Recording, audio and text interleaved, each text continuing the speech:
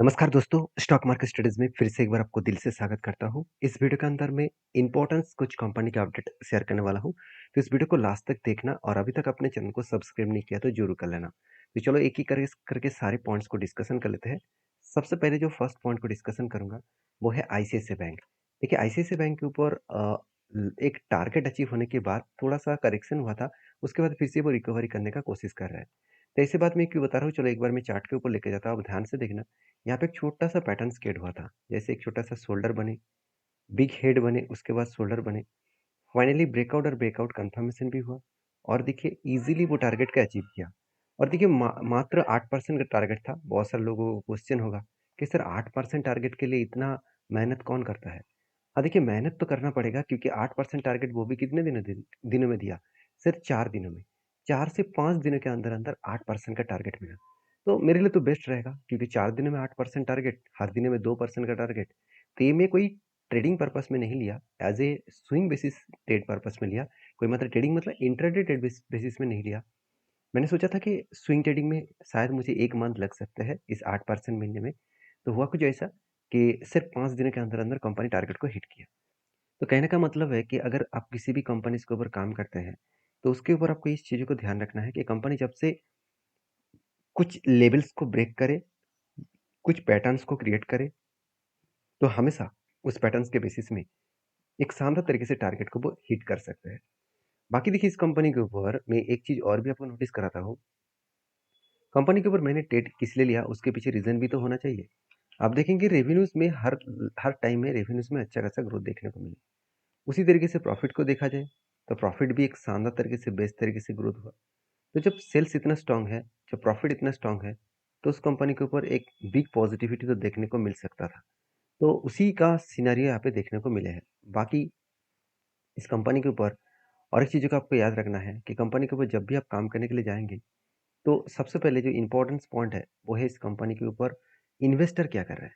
अगर इन्वेस्टर के point of view से बात करूँ तो कह सकते हैं म्यूचुअल फंड और एफएस दोनों के पास अच्छा खासा होल्डिंग्स है। पहले जितना होल्डिंग्स था, उसी होल्डिंग्स को वो कंटिन्यू कर रहा है। मतलब एफएस के पास भी जितना होल्डिंग्स है और डीएस के पास जितना होल्डिंग्स है, दोनों मतलब शेयर होल्डर्स ही यहाँ पे कंटिन्यू कर रहे हैं, जहाँ पे एक अच्छा खासा ग्रोथ देखने को मिल सकता है। तो मैं इस कंपनी के ऊपर इसीलिए बुलिश हूँ। आपकी क्या व्यू है ज़रूर मुझे कमेंट्स करके बताना। और बाकी आईसीआईसीआई बैंक के ऊपर जब कोई फ्रेश कोई एंट्री बनेगा तो मैं आपके साथ शेयर करूँगा, क्योंकि देखिए जब प्रॉफिट टारगेट अचीव हुआ तो एक प्रॉफिट बुकिंग हुआ, थोड़ा-सा करेक्शन हुआ, फिर से वो धीरे-धीरे करके ऊपर जाने का कोशिश कर रहा है, इस हाई लेवल को ब्रेक करने का कोशिश कर रहा है, जो लेवल निकल कर है करीबन 1352 के आसपास। तो मेरा पॉइंट ऑफ व्यू से मैं आपके साथ सारी चीज़ों को शेयर किया हूँ। आपके क्या ओपिनियन है ज़रूर मुझे कमेंट्स करके बताना, क्योंकि आईसीआईसीआई बैंक के ऊपर मुझे बहुत सारे एंट्री मिला था। पहले भी एक एंट्री मिले थे, कुछ इस तरीके से काफ़ी पैटर्न्स का। यहाँ पे 16% का टारगेट था और 16% टारगेट मिलने में थोड़ा-सा मुझे टाइम लग गया, करीबन 230 दिन लग चुके थे। देखिए कभी-कभी होता क्या है, कुछ कुछ स्ट्रैटेजीज़ के हिसाब से कुछ सेक्टर में स्लो डाउन होने के कारण वहाँ पे थोड़ा-सा टाइम लग जाता है टारगेट पाने में। तो इसके लिए परेशान होना नहीं है, आपको आपको पेशेंस होना चाहिए, क्योंकि देखिए 230 दिन का मतलब होता है अराउंड 8 मंथ। तो 8 मंथ के अंदर-अंदर आपको 17% का रिटर्न दिया है। तो ये मेरे लिए बेस्ट है, क्योंकि सालाना 15% के ऊपर रिटर्न तो मिलने के लिए हम लोग बहुत सारे मतलब स्ट्रैटेजीज़ को यूज़ करते हैं। यहाँ पे सिंपल स्ट्रैटेजीज़ के माध्यम से इस तरीके से रिटर्न मिला, यही मेरे लिए खास रहेगा।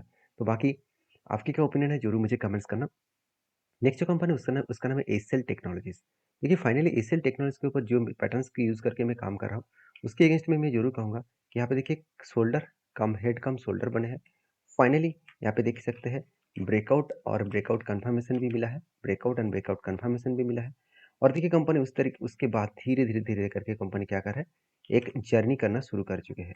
अभी देखिए इसका जो यहाँ पे एक स्ट्रांगली यहाँ पे एक रेजिस्टेंस फेस कर रहा है। यहाँ पे स्ट्रांगली रेजिस्टेंस का मतलब है करीबन 1810 रुपीज़ के आसपास।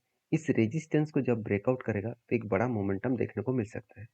तो कितना दूर जर्नी हो सकता है, अगर मैं इस डेटा को देखूँ तो जो यहाँ पे रेंज निकल कर है, उस रेंज के बेसिस में कंपनी इस लेवल को जब ब्रेकआउट करेगा तो एक बड़ा व्यू हो सकता है, एक बड़ा जर्नी हो सकता है। जो जर्नी लेवल देखने को मिला है करीबन 1200 168 के आसपास, तो सॉरी 2116 के 68 के आसपास। तो मैं इस टारगेट तक लेने के लिए इंतज़ार करूँगा, क्योंकि मेरा एंट्री पॉइंट्स कुछ इस तरीके से लेवल्स में है। तो यहाँ से मैं टॉप लेवल तक देखूँ, तो करीबन 27% के आसपास रिटर्न मिलने का चांसेस है। तो कहने का मतलब है कि अगर आपने कोई भी स्ट्रैटेजीज़ के ऊपर काम कर रहे हैं, तो उसके ऊपर आपको भरोसा होना चाहिए। दूसरी बात, क्यों ट्रेड लिया है, उसके पीछे रीज़न होना चाहिए। मैंने इस कंपनी के ऊपर ट्रेड लेने का जो मेन डिसीजन लिया, वो है कंपनी का फाइनेंशियल डिटेल्स के बारे में। क्योंकि देखिए लास्ट 2 ईयर्स से आईटी सेक्टर में कुछ खास ग्रोथ हुआ नहीं। क्योंकि देखिए जो अगर अगर मैं एचसीएल टेक के चार्ट पैटर्न्स को ओपन करूँ, देखिए लास्ट 2 ईयर्स में क्या हुआ, लगातार एक करेक्शन देखने को मिला। तो एक्चुअली एक प्रेशराइज़ बनता हुआ देखने को मिले। यहाँ पे भी देखिए किस तरीके से 2021 से लेकर किस तरीके से करेक्शन हुआ था, उसके बाद रिकवरी किया। फिर से देखिए यहाँ पे एक पैटर्न्स भी क्रिएट किया। उस पैटर्न्स के अगेंस्ट में फिर से एक बार जर्नी देखने को मिला है। मतलब बेस्ट तरीके से सिचुएशन बना है, जो सिचुएशन कंपनी को आगे बढ़ाने के लिए काफ़ी रहेगा। बाकी इस कंपनी के ऊपर और एक चीज़ों को नोटिस करना होगा आपको। वो चीज़ क्या है? वो डेटा मैं अगर आपको बता दूँ, आप देख सकते हैं कंपनी के ऊपर जो फाइनेंशियल डिटेल्स है, उसको दिखाने के बाद आपको मैं कंपनीज़ के जो म्यूचुअल फंड कंपनी है, वो इस कंपनी के ऊपर क्या कर रहा है। देखिए लास्ट 2 क्वार्टर्स में, जैसे जुलाई में और अगस्त मंथ में क्वांटिटी को सेलिंग किया गया। अभी देखिए लगातार कंपनी अगस्त मंथ के बाद देखिए सितंबर मंथ में देखिए किस तरीके से भागता हुआ देखने को मिले। क्योंकि जुलाई और अगस्त मंथ में कुछ सेलिंग पोजीशन था, उसके बाद भागता हुआ देखने को मिले। मतलब सितंबर मंथ में अच्छा खासा क्वांटिटी बाइंग किया जा रहा है इंस्टीट्यूशन के माध्यम से। तो मैं इस कंपनी पर बुलिश हूँ। मैं जो टारगेट लेकर चल रहा हूँ करीबन 2164 रुपीज़ के आसपास। तो प्लीज़ इस टारगेट को आप ब्लाइंडली ट्रेड मत कर लेना। आपके ओपिनियन के हिसाब से आपके फाइनेंशियल एडवाइजर के साथ बातचीत करके काम करना। क्योंकि मेरा खुद का ट्रेड है, मेरा खुद का रिस्की ट्रेड है। तो ऑब्वियसली हर किसी का अलग-अलग रिस्क लेने का कैपेबिलिटी अलग होते हैं। तो अगर आप काम करना चाहते हैं, सारी चीज़ों को सीखना चाहते हैं, तो मेरे साथ जुड़े रहिए। चैनल को सब्सक्राइब भी करिए। तो नेक्स्ट जो कंपनी है उसका नाम है एवलॉन टेक्नोलॉजीज़ लिमिटेड। देखिए एवलॉन टेक्नोलॉजीज़ के ऊपर मुझे बहुत सारे कमेंट्स आ रहे थे कि इसके ऊपर एक वीडियो बनाना मतलब बनाना चाहिए। तो चलो मैं फाइनली इसके ऊपर कुछ डिटेल्स डेटा मैं आपके साथ शेयर करूँगा। क्योंकि सबसे पहले मैं एवलॉन के ऊपर अगर मैं चार्ट को देखूँ, तो कुछ इस तरीके से सिनेरियो देखने को मिले। बहुत दिनों से एक ही रेंज के ऊपर कंपनी ट्रेड किया। एक ही रेंज का मतलब क्या है? देखिए जब इस सपोर्ट को फेस किया, जो प्रीवियस सपोर्ट था, उसी को फेस करने के बाद एक रेजिस्टेंस भी बनाया। तो दूसरी बात देखिए सपोर्ट के आस-पास आया, होल्ड किया, फिर से एक रेजिस्टेंस बनाया, फिर से एक सपोर्ट क्रिएट किया, फिर से एक रेजिस्टेंस बनाया और फाइनली हाई वॉल्यूम के साथ इस रेजिस्टेंस को ब्रेक किया है। मतलब वो रेंज के बाहर आ चुके हैं। अभी देखिए रेंज के बाहर होने के बाद देखिए 2 तरीके से सिनेरियो बना। पहले रेंज के बाहर आए, एक कैंडल बने, उसके बाद कन्फर्मेशन कैंडल बने। मतलब ब्रेकआउट और ब्रेकआउट कन्फर्मेशन हो चुके हैं। अभी मुझे क्या चाहिए? अगर धीरे-धीरे करके नीचे आकर इस लेवल को टच करे, जहाँ पे ब्रेकआउट हुआ था और यहाँ से कोई ग्रीन कैंडल बने, तो मैं यहाँ से ज़रूर कुछ पोजीशन लेने वाला हूँ।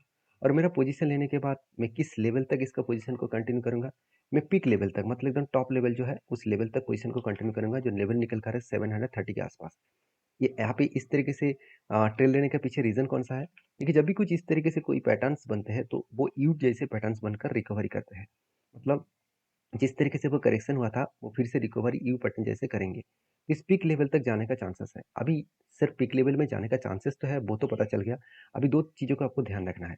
पहली बात देखिए, जिस यहाँ पे जो लेवल था, यहाँ पे जो स्ट्रांगली इसका जो रेजिस्टेंस लेवल था, रेजिस्टेंस मैं इसीलिए बोल रहा हूँ क्योंकि देखिए कंपनी नीचे से ऊपर गया, इसको टच किया, क्रैश हो गया। मतलब इस जगह को रेजिस्टेंस कम सप्लाई ज़ोन कहा जाएगा।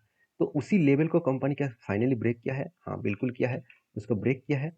तो इसका मतलब एक बार वो रीटेस्ट करने के लिए ज़रूर आएगा, उसके बाद बाउंस कर सकते हैं। ऑब्वियसली एक रिस्की ट्रेड है, तो फिर भी मैं कंपनी के फाइनेंशियल डिटेल्स को अगर चेकआउट करूँ, तो कुछ इस तरीके से परफॉर्मेंस मुझे देखने को मिले कि कंपनी का जो फाइनेंशियल डिटेल्स है, अगर वो देखा जाए, तो आप देख सकते हैं इस कंपनी का जो से रेवेन्यूज़ ग्रोथ है, वो थोड़ा-सा करेक्शन हुआ। तो जो लगातार गिरावट का माहौल है, इसके पीछे यही रीज़न था कि सेल्स डाउन हुआ, प्रॉफिट भी देखिए बुरी तरीके से पिटाई हो गया। मतलब जून जून क्वार्टर में कंपनी के ऊपर सेल्स एकदम बुरी तरीके से नेगेटिव में चला गया। तो ये कुछ पॉइंट्स है जिस पॉइंट्स के कारण कंपनी के ऊपर प्रेशराइज़ आया। तो मैं जब रीटेस्ट करेगा तब शायद मुझे लगता है क्वार्टर की रिजल्ट भी आने वाला है क्योंकि इसका नेक्स्ट क्वार्टर का रिजल्ट डेट भी अनाउंसमेंट हो चुके हैं अराउंड 27th ऑफ नवंबर। तो उस दिन में रिजल्ट आएगा तो पता चलेगा एक्चुअली कंपनी इस बार किस तरीके से परफॉर्मेंस कर रहा है। तो अगर रिजल्ट आने से पहले कंपनी ट्रेंडिंग होता देखने को मिले तो सोचना रिजल्ट अच्छा आएगा। अगर उससे पहले करेक्शन होता देखने को मिले तो सोचना रिजल्ट बेकार आएगा। क्योंकि देखिए पिछली बार भी रिजल्ट आने से पहले ही करेक्शन हुआ था, रिजल्ट खराब आया। चलो एक बार मैं आपको दिखाई देता हूँ। देखिए क्या क्या हुआ? छोटे-मोटे करेक्शन हुआ प्रॉफिट में और सेल्स में क्या हुआ? सेल्स में यहाँ पे डाउन होता हुआ देखने को मिले। तो कुछ इस पॉइंट्स जो आपको देखने को मिले हैं, जो पॉइंट्स कंपनी को आगे बढ़ने के लिए काफ़ी है। तो थोड़ा-सा टाइम लगेगा रिकवरी करने में, तो एक छोटा-सा कंपनी है, तो रिस्की कंपनी है, एक बार सोच समझ कर काम करना। नेक्स्ट जो कंपनी उसका नाम है जेएफएल लाइफ साइंस लिमिटेड। एक छोटा-सा कंपनी है, इसके ऊपर अपडेट यही है कि कंपनी जल्द से जल्द आपको बोनस देने जा रहा है। तो bonus actually company 24th of सितंबर में दे चुके हैं। कंपनी अभी बता रहा है कि कंपनी स्प्लिट अनाउंसमेंट जल्द से जल्द करने वाले हैं। तो जो लोग एक्स्ट्रा बेनिफिट पाना चाहते हैं, तो इस जेएफएल लाइफ साइंस के ऊपर फोकस रखिए और स्टडी करिए, उसके बाद काम करिए। मिलते हैं नेक्स्ट वीडियो में, तब तक के लिए धन्यवाद।